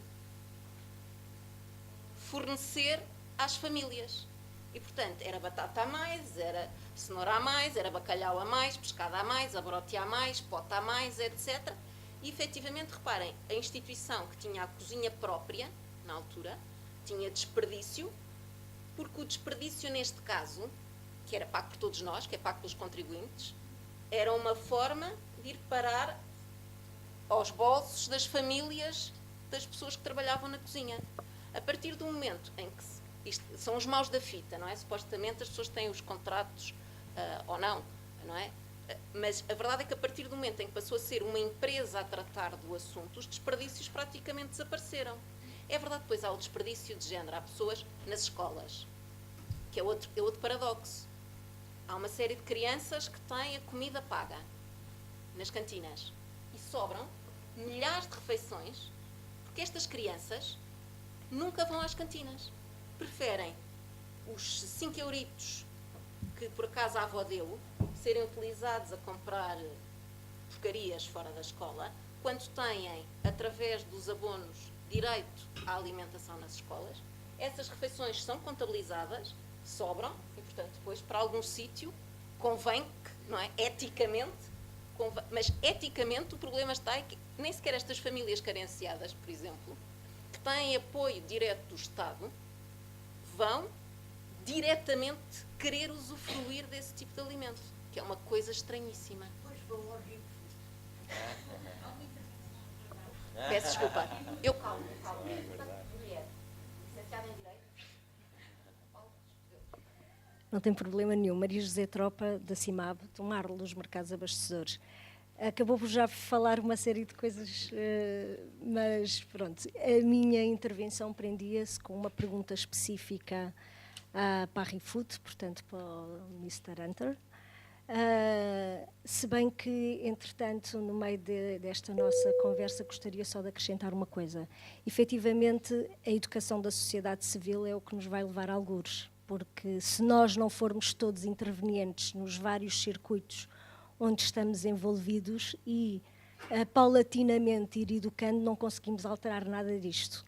Eu assisti e nós, Mercados Abastecedores, oferecemos a instalação de um programa de educação alimentar infantil, que é o programa 5 ao Dia, há muitos anos atrás, quando ainda quase não se falava em educação alimentar infantil. exatamente ao Ministério da Educação para poder localizar e andar para a frente com uma implementação que já era obrigatória, que já vinha a ser imposta pela Organização Mundial de Saúde ao governo português. E, portanto, nós disponibilizámos os meios e implementámos a nível nacional. E realmente nós confrontamos com uma série de coisas. Na altura, quando começaram a sair as derrogações para as refeições escolares no Ministério da Educação, tudo quanto se esperava era sair um decreto-lei com obrigações e saíram como recomendações para as refeições. Ou seja, o que é que veio a acontecer? Veio a acontecer exatamente que as escolas foram recomendadas a tirar uma série de alimentos das suas refeições, seja elas almoços, mas pior mesmo até os bares. E isso veio como recomendações, portanto, deixou ao critério das pessoas que lá estavam, que infelizmente, se calhar em termos de educação alimentar ainda não é muita e, portanto, nós vimos confrontados com essas questões. Mas depois funcionam associações de pais, QB, pronto, uma série de questões. Isto em desembocar um bocadinho na ética e no que é que nós podemos fazer também quando estamos a aproveitar os alimentos, e daí a pergunta que vinha para o Mr. Hunter, que é, eu também estou envolvida num projeto de solidariedade social e quando posso, ou quando me vejo em direção a discutir se podemos receber determinadas bebidas com excesso de açúcar e gasificadas, se eu as devo dar e receber e dar para matar a fome, ou não, eu sou sempre a pior destes 5, posso lhe garantir. Portanto, exatamente pela ética, ou seja, será que as pessoas que vão receber os alimentos, ok, estão com fome, eu não tenho direito de recusar qualquer alimento, mas o que é o qualquer alimento? Vocês já têm essas discussões? Têm alguma prática? Gostava de falar nisso. Temos muitas práticas, porque são então, muitas força, práticas obrigada. diferentes, mas o consenso é que temos uma obrigação para não sobrecarregar nossos beneficiários com açúcar. E há várias maneiras a fazer isto. Já agora, o que é que elas todos querem são bolos. Isto é o que é que elas querem. Muitas pessoas não querem sopa e temos muita sopa. Mas dar sopa para quem não quer a sopa é igual de deitar fora a sopa. Em algumas nossos núcleos, limitarem a distribuição de bolos para 2 dias por semana, em vez de 5. Então, há maneiras para limitar. Acho que não é possível cortar, porque as pessoas mesmo querem. Eu, por exemplo, quero. E então, achamos que... E também não podemos seja seletiva na recepção de doações. Não vale a pena, diz uma pastelaria, que nós não queremos os bolos. Não vai cimentar a nossa relação. Mas isto é uma grande questão para nós, porque há muita sobreprodução em bolos e pão. E tentamos limitar a distribuição. Se temos aquelas bebidas sobrecarregadas com açúcar, mas damos um por família, em vez de 3 ou 4 por família. Então, isto pode ser controlado no acto de distribuição, mas não há soluções mágicas e que é uma verdadeira preocupação nossa. Mas enquanto temos estes problemas, temos também muito bom arroz, e esparguete, e batatas, e carne, e peixe, e que cada beneficiário sempre recebe uma refeição bem balançada, e fruta, e legumes, e outras coisas que temos. Tudo que entra sai no mesmo dia. E tentamos ter algum cuidado em não sobrecarregar com açúcar, mas faz parte do que é que recebemos e faz parte do que é que distribuímos. Mas não tem desperdício alimentar nenhum. Sim. Nós tentamos não ter desperdício alimentar porque temos outros parceiros, outras associações, lares, orfanatos, Comunidade de Vida e Paz, muitas associações que trabalham conosco, e o objetivo de cada núcleo local é para alimentar bem seus beneficiários e tudo o que sobra depois disto seja exportado para outros parceiros. É melhor nós ter desperdício alimentar que falta.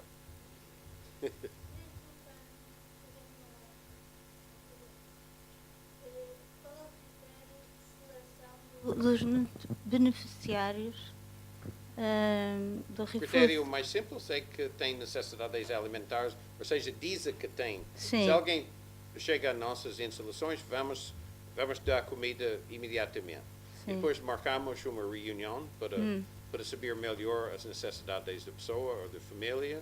Depois, o único documento que pedimos é a identificação. Depois vamos falar com nossos pares, que são os agentes sociais de Junta, Misericórdia, Cruz Vermelha, outras respostas alimentares no mesmo comunidade, para verificar que não estamos a fazer duplicação de apoio, para verificar que ninguém está deixado sem apoio. Então, trabalhamos em rede, mas a critério é que elas dizem que precisa apoio alimentar. E depois quem é que tutela as várias dependências dos vários locais do ReFood? São as juntas? Não estou percebendo. Põe o microfone mais perto. Quem é que tutela as várias dependências da ReFood? São as juntas? Não percebo o primeiro parte. Quem é que tutela? O que é que é uma tutela? Não, quem é que... Sim. Isto é um movimento de cidadãos e os gestores voluntários de cada núcleo Sim. são os cidadãos lá e nós fazemos supervisão interna com um tipo de governação por democracia local. Temos também princípios e valores e normas que são promovidos e controlados pela National. Mas nós temos muitos parceiros. Temos parceiros que fazem sua parte, mas quem manda em ReFood são os cidadãos.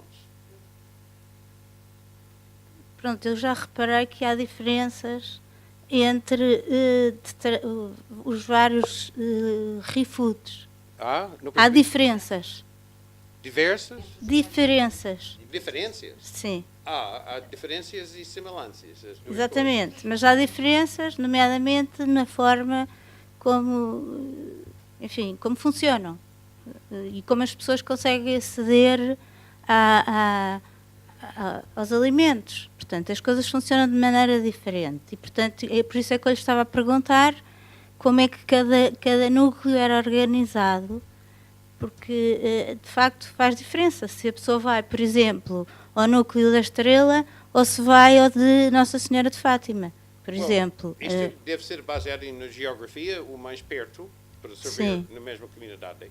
Mas há diferenças, há grandes diferenças, por exemplo, entre núcleos que são no ambiente urbano, que tem muitos restaurantes e talvez tem pouco fruta e vegetais.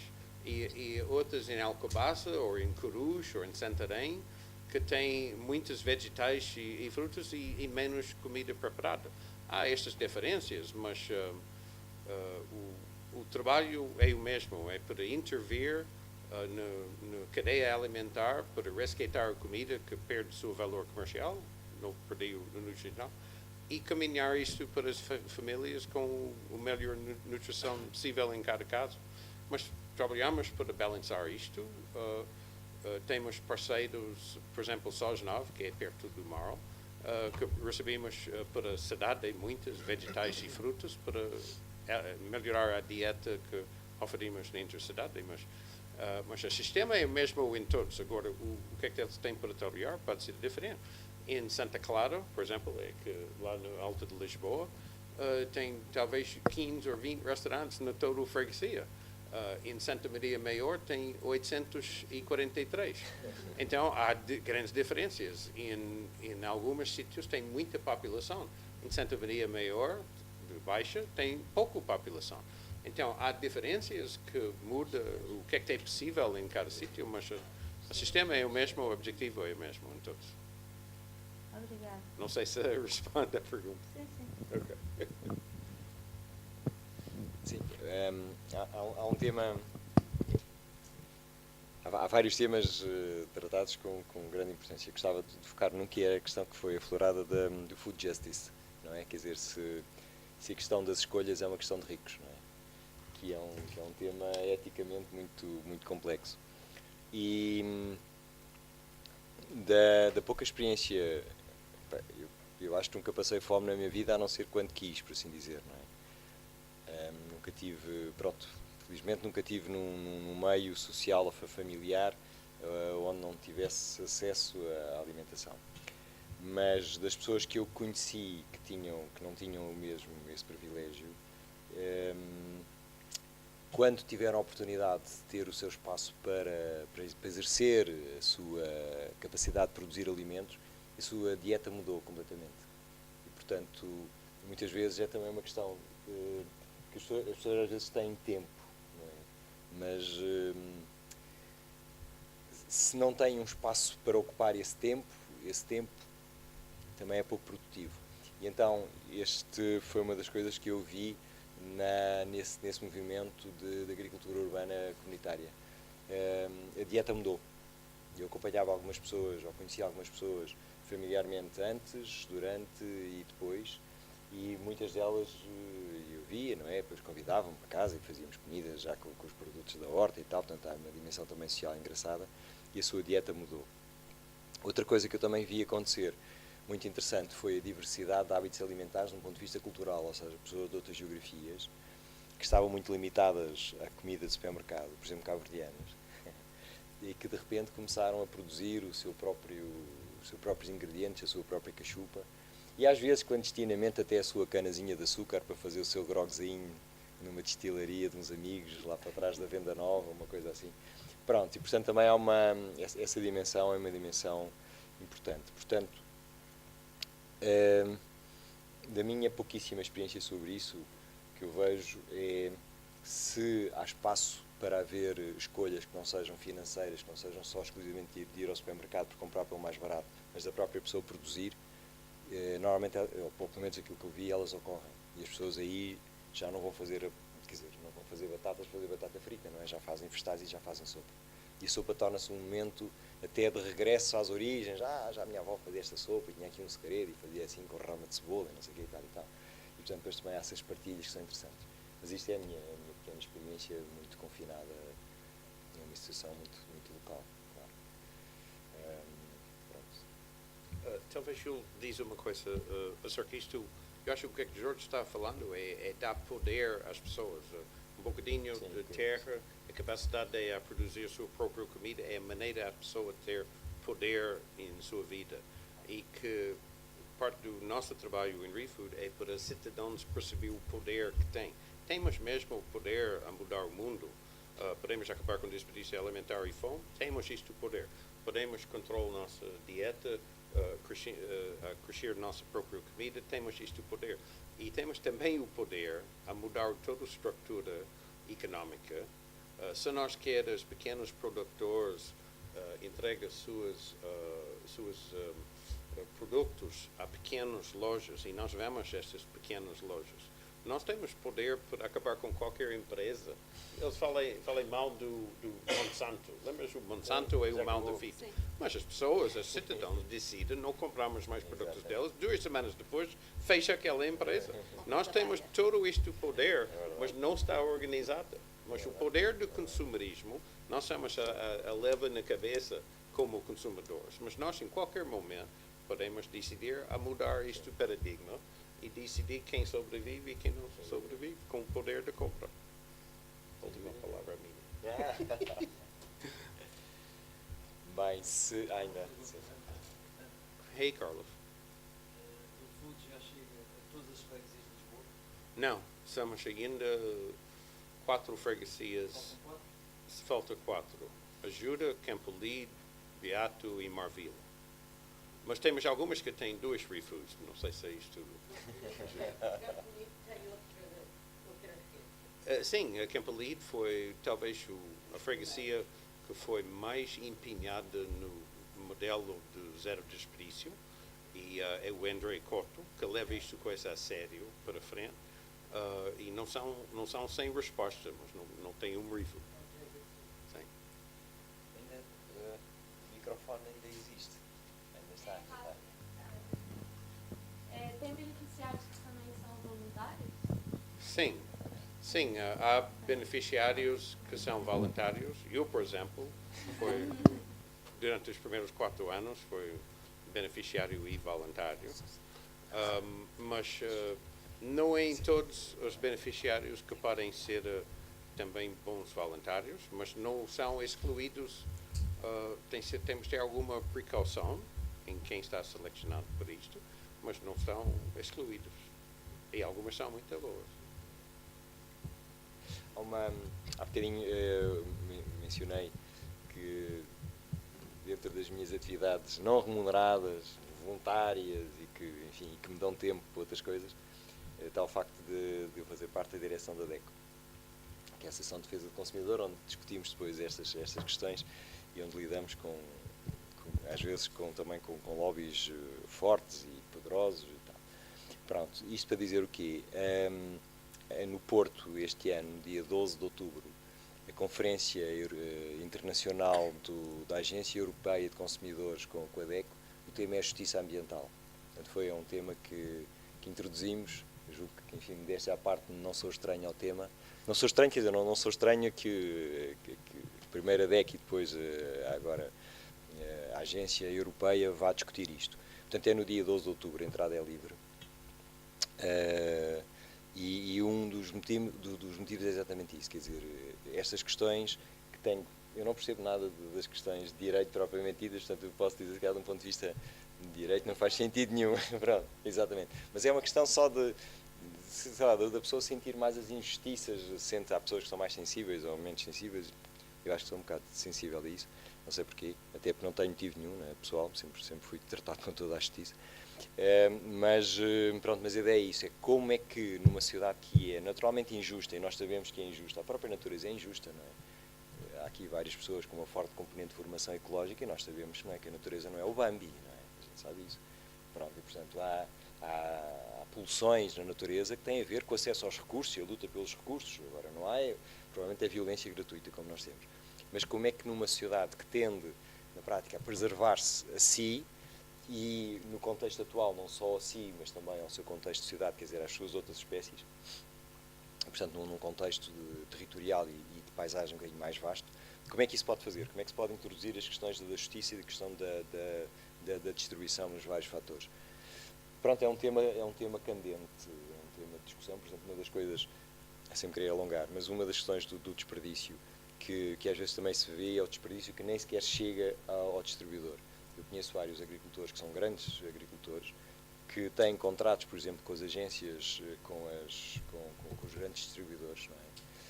E que depois, se por acaso o distribuidor fez contrato com 100, mas de repente o mercado, por um motivo qualquer, ou mudou o clima, ou está frio, ou está calor, eu não sei o quê, e não quer aquele produto, quer outro, o distribuidor até tem capacidade, mesmo com produtos contratados, de dizer, olha, isto afinal, a cor não é bem a cor que queremos, ou isto ia ser um bocadinho mais vermelho, ou não sei o quê, tudo para trás outra vez.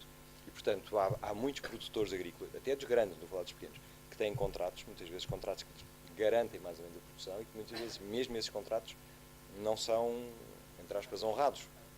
E, portanto, isso dá um desperdício ao nível das milhares das toneladas, que não chegam sequer a entrar, não é? Portanto, já estão, e fica tudo no campo. Não são vendidos. Ficam, nem sequer, nem colhidos, ficam completamente abandonados pelos campos.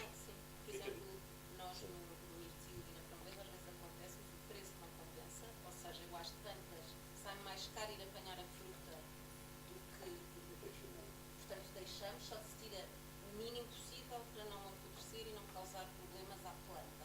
Portanto, fica lá a comida, fica comigo no campo.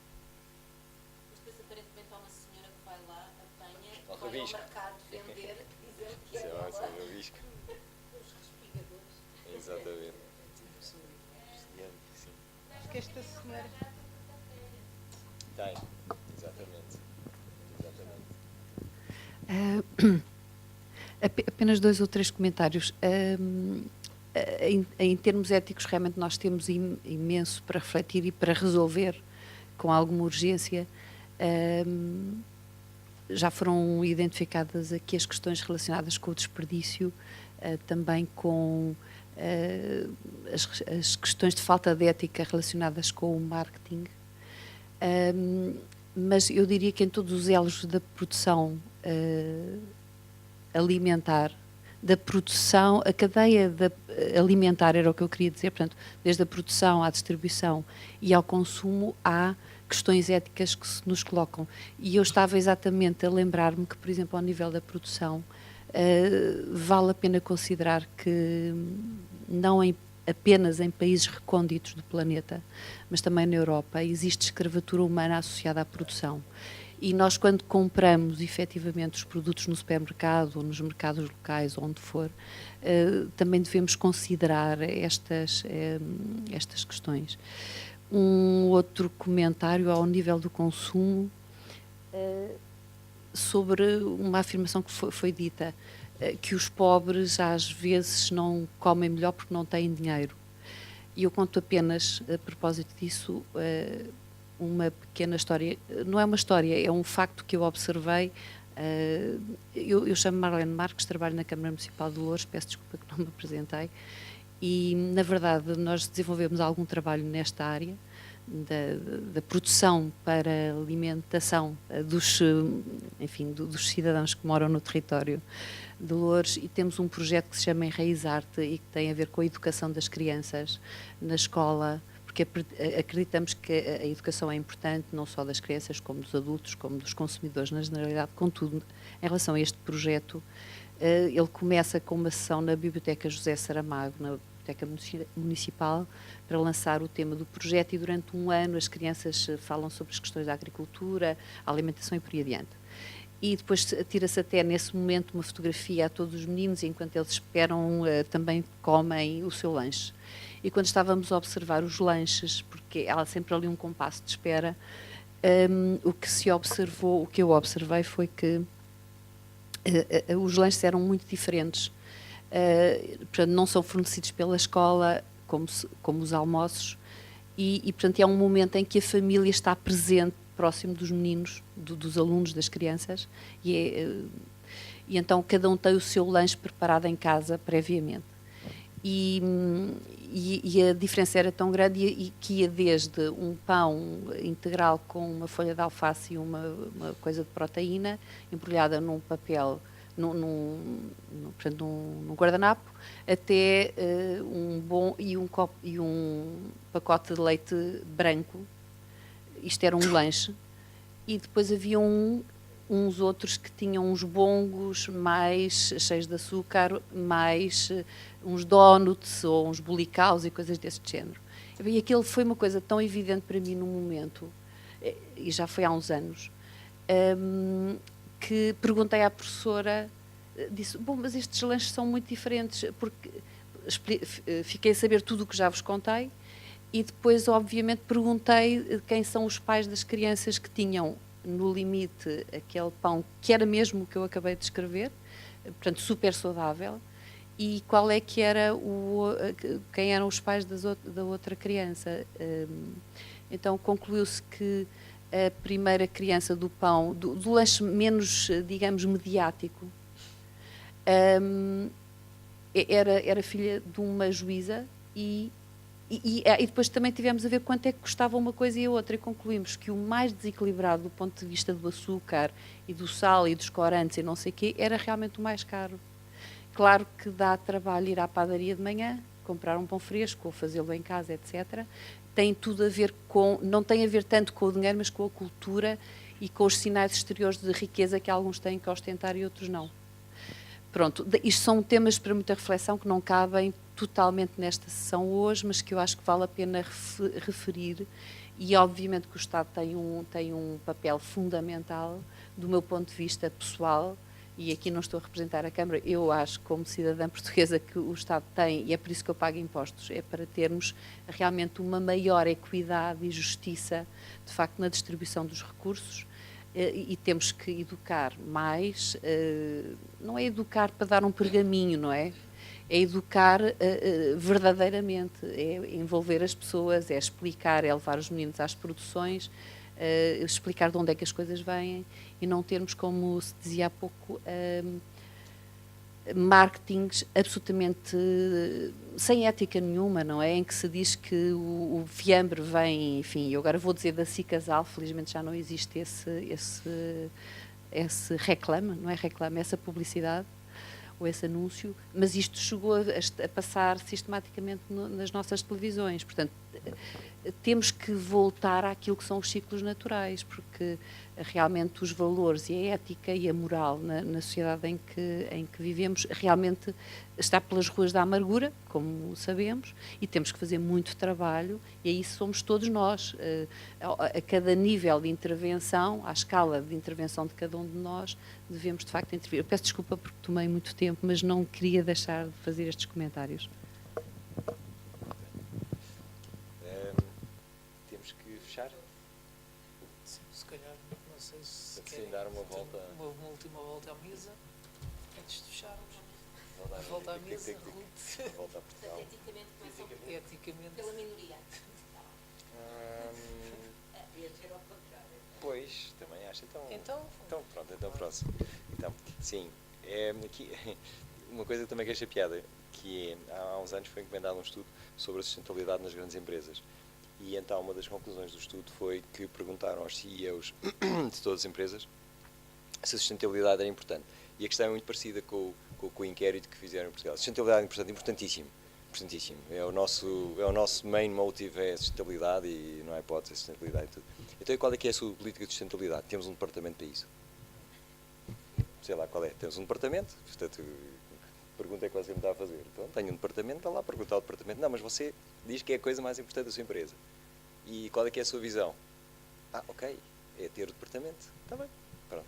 Portanto, isto é muito, ainda há uns passinhos a dar, não é? Porque entre o que falamos e o que fazemos. Pronto, e então, entre o que falamos e o que fazemos eu não vou falar mais.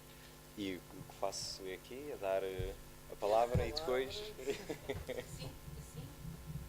Assim. Lá para o final.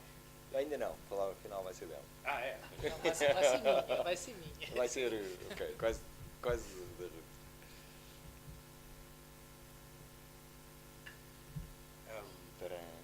Eu acho que esta matéria é muito importante. Ética, não só em comida, mas em tudo o que fazemos. E eu acho que o melhor que podemos fazer é cuidar da nossa própria ética e tentar ter influência em nossas famílias e comunidades o melhor possível. Eu acabaria com uma provocação, ou seja, saber até que ponto nós conseguimos alimentar tecnologias de pessoas de forma ética, totalmente ética nas dimensões todas que temos de olhar aqui. Ambiental, sustentabilidade, não é? Está para tudo. Ambiental, cultural, económico, social, saúde, etc. Portanto, até que ponto, por exemplo, uma agricultura biológica certificada consegue alimentar 7 milhões de pessoas, até que ponto? Isso é quando se vai. Nós a encolher, Portugal a encolher e o resto do mundo a crescer. Até que ponto as hortas urbanas conseguem ou não conseguem resolver estes problemas? Tenho enormes dúvidas. É tal e qual como no caso da energia, em que toda a gente fala das energias renováveis e nas narrativas das energias renováveis, e a verdade é que pelo caminho, sem nuclear, isto é provocar ainda mais, sem nuclear dificilmente nós vamos conseguir alimentar as necessidades todas da China, da Índia, da Indonésia, etc. Portanto, deixava aqui a provocação. Só antes de fechares aqui uma coisa, pronto. Não, é que estava a reparar enquanto falavas, estava a pensar nisso e de repente os meus olhos ficaram aqui na água, pronto, e já é um grande, não é? Porque há uns anos todos íamos e ainda vamos a muitos sítios onde há água engarrafada, mas já há um conjunto de sítios, não é? E já foi, por exemplo, como a Fruta Feia, você há bocado falou, e outros movimentos, como o iFood, outras coisas, onde, e há uns sinaizinhos. Agora, se isto é, porque tu pergunta é essa, depois se estes sinaizinhos, se isto é só uma peliculazinha ou quando é que isto é mainstream, não é? Se é provocatório, sim. Exatamente, tal e qual.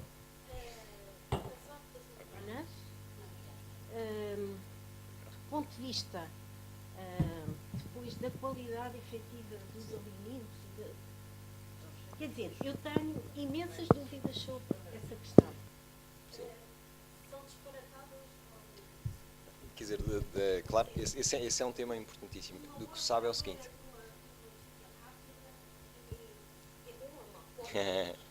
Ok.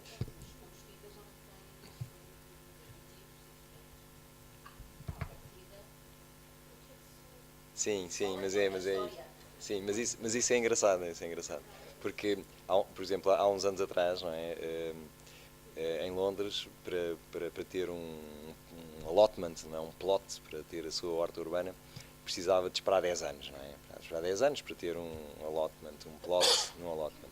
Em Portugal bastava ter uma enxada, não é? Sei que uma enxada tirava-se a um talude qualquer, a um sítio qualquer e pronto, e tinha a sua horta urbana. Esse tem sido um movimento muito interessante e há bocadinho, se calhar, aquele desafio de como é que isto se fecha, como é que isto se liga tudo, não é?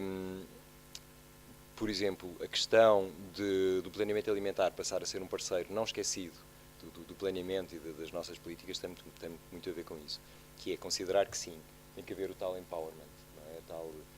Pronto, mas esse não pode ser feito na marginalidade social e na marginalidade territorial. Uma horta urbana tem que ser considerada com a mesma qualificação de equipamento como um hospital, ou como uma escola, ou como... Quer dizer, é um equipamento para a cidade. Tem que ser desenhado, tem que ter bons solos, tem que ter boa água, tem que promover isso tudo. E esse é um grande desafio e que realmente, por exemplo, várias autarquias conseguiram. A autarquia de Loures, ainda bem que está cá a Marlene, é um exemplo. A autarquia de Lisboa também, outras, são um exemplo claramente de terem políticas públicas, ou terem políticas municipais públicas, na persecução desses casos. As informais não deixam de existir, não é? Porque, enfim, há sempre também uma certa... Enfim, há vários fatores, não é? Eu tive alguns tempos ligado a uma e, portanto, sei exatamente. Mas a sua pergunta faz todo sentido. Não, os espaços agrícolas urbanos têm que procurar os locais para a sua aptidão, nomeadamente aptidão de solo, social, de clima, tudo isso. Porque senão é... Mas já agora também sobre isso. Grande parte dos pequenos produtores, daquilo que eu sei, dos pequenos produtores, a tendência que têm são de usar uma quantidade significativa de produtos químicos. Ok? Todos nós sabemos mais ou menos isso, quer dizer, quer dizer, muitas vezes o pequeno produtor não é por mal, mas agora já mudaram um bocadinho porque já é preciso ter um curso e já é preciso devolver as embalagens. Pronto, sim, já então. Mas aquilo era. Mas ia-se sim, até há pouco tempo ia-se e comprava-se um frasco e o vendedor dizia, olha, ponha meia tampa. Mas a pessoa dizia, tá, mas agora tenho o frasco, agora vou usar meia tampa, o que é que faz ao resto? Não é? E, portanto, há muito... Eu próprio... Pronto. Exatamente. Eu tenho tido uma experiência muito engraçada. Eu agora mudei um pouco o meu foco do urbano para o rural, por assim dizer, embora isto seja... E então, uma das minhas tarefas tem sido educar, entre aspas, eles educam-me a mim e eu a eles, dois amigos meus, que já têm 70 anos e que eram agricultores convencionais e agora trabalham comigo como agricultores biológicos. Tem sido uma experiência de mais rica e bela, eu nem imagino, que é, primeiro, deitar aquela porcaria toda fora, da química, né? E depois a gente diz, vai morrer tudo. E há algumas coisas que morrem, mas depois há outra. Pronto, 3 ou 4 anos depois, eles já estão, digamos, bio ou não certificados, porque já viram que mais ou menos aquilo dá mais ou menos é igual, não há assim grandes. Pronto, sim, e conta mais o São Pedro do que toda a química junta, não é? O São Pedro manda um ano como este e a gente fica todos, espera aí, então agora o milho e o ídio, não sei o quê, e tal, e faz lá a caldo de churume, já não há, faz lá o churume da ortiga, mas já não há ortigas, então vai correr fazer cavalinho, onde é que eu... E, portanto, há um movimento muito engraçado, não é? Que é muito giro. E, portanto, também essas aprendizagens são muito engraçadas, não é? Desculpem. Ora, muito bem. Duas notas, uma para a pergunta que provocatoriamente acabou por colocar. Há um estudo do LNEC relativamente recente, tem que feito pelo Instituto Superior de Agronomia, que demonstra que os produtos nas hortas urbanas aqui na zona de Lisboa não têm diferença em termos de contaminação e de qualidade em relação aos produtos produzidos fora do meio urbano. Portanto, mais uma vez, toda esta discussão, se for acompanhada por conhecimento e por trabalho rigoroso e independente, e que também é eticamente desejável que exista trabalho independente que possa ser discutido e apresentado, dá uma nova dimensão a estas questões que são apaixonantes e que muitas vezes geram... Eu, por acaso comecei o comentário final à primeira sessão, fechei exatamente desta maneira, que geram muitas vezes paixões e tomadas de posição, porque a questão da alimentação é talvez aquela que mais toca ao ser humano, não é? É fundamental, é uma das fundamentais, e gera aqui paixões.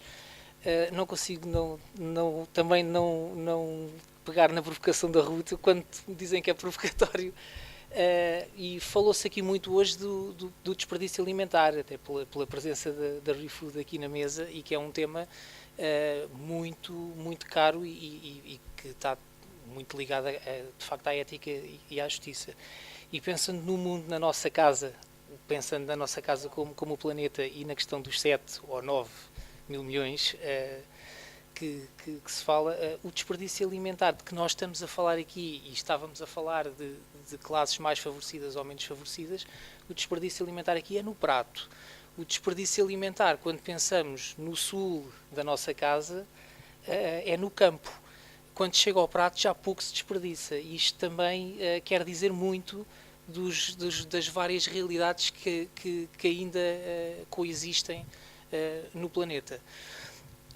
E não entrando mais em éticas e injustiças, vou terminar o ciclo pedindo aos presentes desse lado que aceitem os nossos agradecimentos em nome do Colégio F3 da Universidade de Lisboa e do CIUL, portanto, que representem os cerca de 300 participantes que estiveram desse lado ao longo destas 6 sessões, e vou pedir aos 3 palestrantes que estão aqui sentados que aceitem os mesmos agradecimentos em nome dos 18 que estiveram aqui durante as 6 sessões.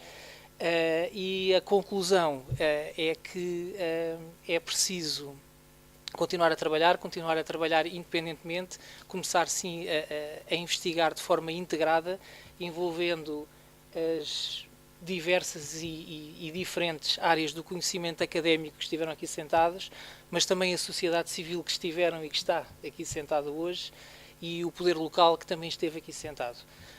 Portanto, com todos, o nosso objetivo é continuar então a trabalhar para gerar e difundir conhecimento.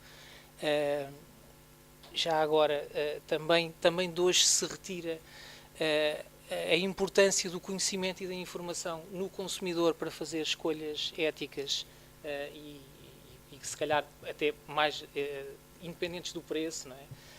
Portanto, o conhecimento e a literacia alimentar do lado do consumidor e também do lado do produtor, para perceber a forma como se usa a meia tampa do herbicida, porque com conhecimento tenho certeza que mais ninguém o fará. Portanto, desse lado e deste, muito obrigado e até breve.